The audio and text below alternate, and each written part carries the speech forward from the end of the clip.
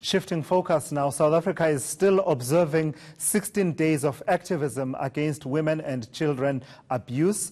Is there such a thing as a rehabilitated abuser? Do they have any regrets? Let's find out. With me, I'm joined by an author and former woman abuser, Bhekisisa Mncube, who wrote quite an interesting piece for Sowetan Live, and it got people talking, Bhekisisa. Before we start having this conversation, never mind the height difference there. It's not me who's short, it's you who's unnecessarily tall. Let's start with the serious matter. Read for us an excerpt of what you wrote. My name is Bhekisisa Mncube. I'm an experienced woman abuser. I've covered the whole spectrum of intimate part abuses, from physical, sexual, emotional, and psychological abuse. I am not at all sorry nor seek sympathy. No amount of apologies from my side will change the fact that a countless number of women have suffered at the hands of a trash man that I am. Their only crime is that they agreed to have an intimate relationship with me. I'm writing this letter to put a face to the scourge of domestic violence and femicide that has reached epidemic proportions in this country. So then talk to us about what led you to write this, Bhekisisa. What are you aiming to achieve?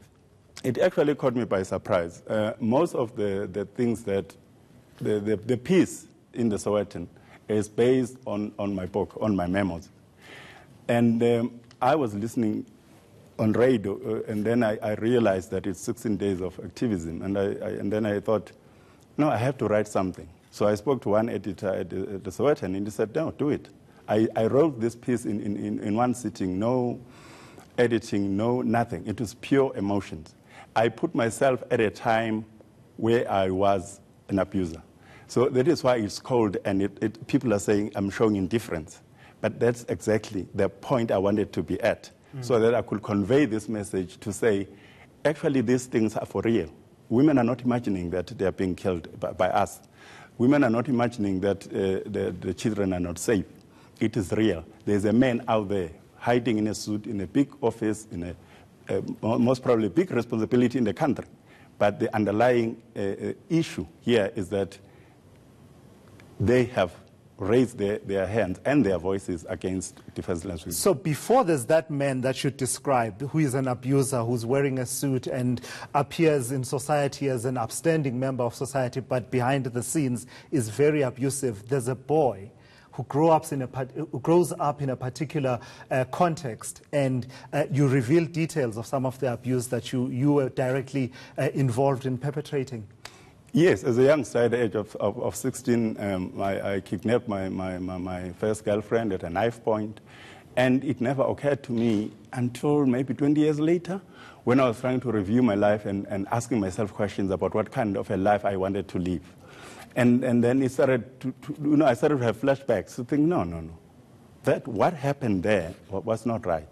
So I've been, since 1999, I've been trying to repurpose my life and the way I interact with women, the way I interact with children, and I'm also trying to raise children. I have a son and a girl child, and I realized that they are likely to meet a man like me.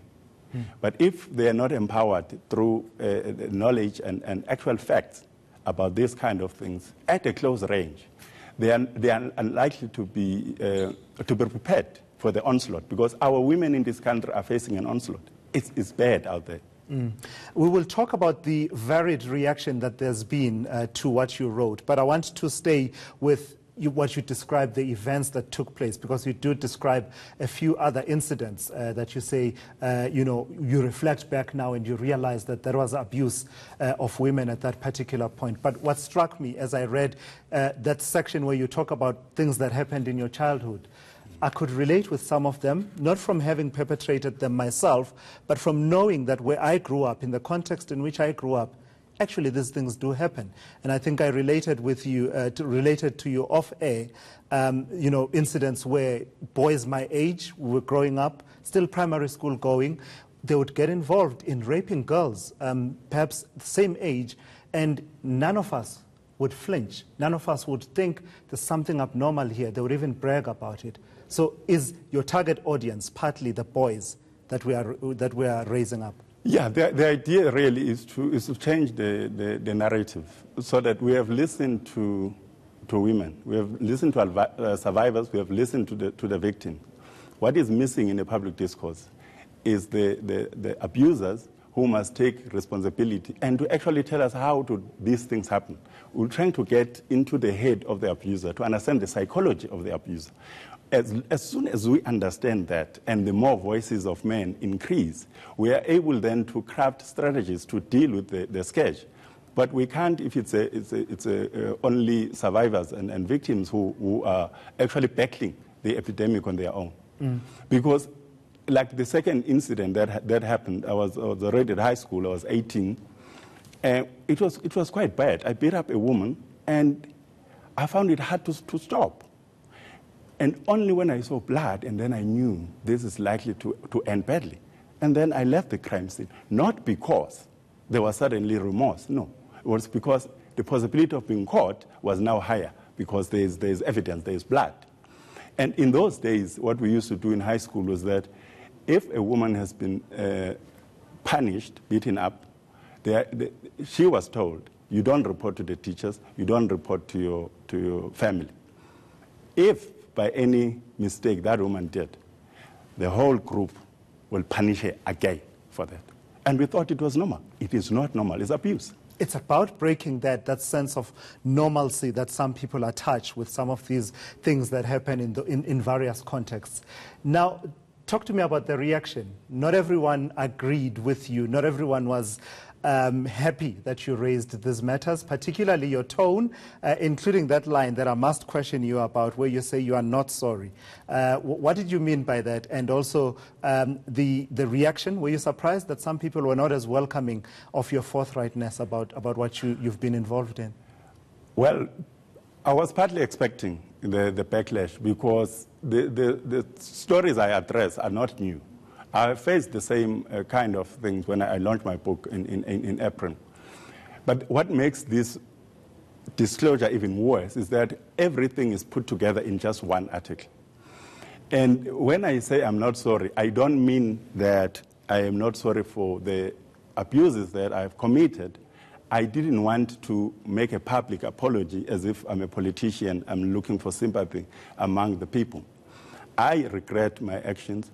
I am sorry to all the women who crossed my path, and I wish we could have a conversation about this matter, and so that we move on and create this new narrative for our children. And just finally, your path to bettering yourself and sort of moving away from that, from being involved in those things, has involved therapy.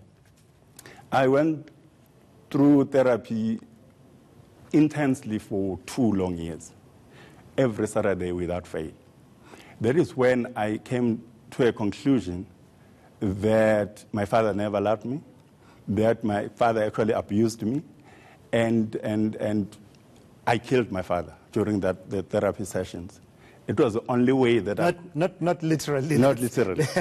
Let's be specific. It was the only way that a new me could be born, because there was just so much that I had to go through to realize that my life mimicking that of my father and copying other things that were happening in my neighborhood was not a life that I wanted to live. I wanted a new life. Although I wasn't quite aware of what it will entail, but I went through therapy to make sure that I actually become a new person. And it's work in progress. It's been 20 years now. It didn't help that I had a predisposition for depression. So it's a combo of growing up in an abusive environment, living in a violent society, and having issues with depression. Then when you stop verbally abusing women, you give them silent treatment. So the spectrum keeps changing as you grow and trying to find yourself, until finally you become a human being. Bhekisisa, thank you so much for coming through and sharing your story with us. Hopefully it sparks the conversation that around this time, we always say the same thing. Men and boys, let's have this conversation, and I'm glad that you have started the conversation. How it's received and how people react to it, of course, that's part of the conversation. Thank you so much.